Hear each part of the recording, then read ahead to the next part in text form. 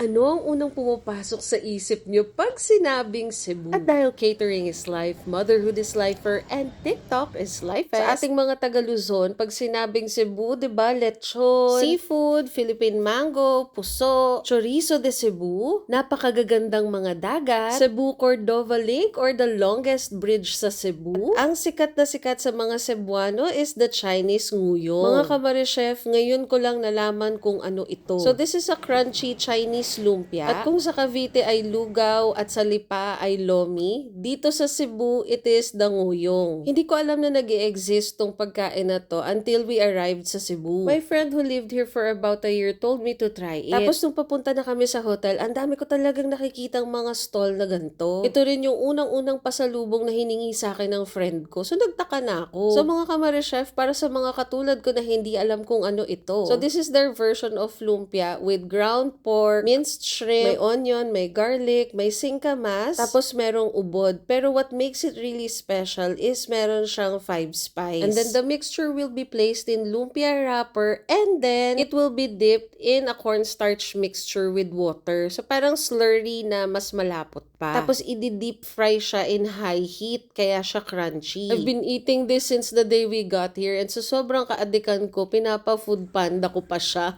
Kayo mga kamare chef, na-try niyo na ba tong nguyong? Kung hindi pa, you have to try it. I promise you, it's so good. It's so crunchy. It's so good when it's hot. Tapos nakakagigil yung lasa niya. Ayun lang mga kamare chef. I hope you guys like and share this video.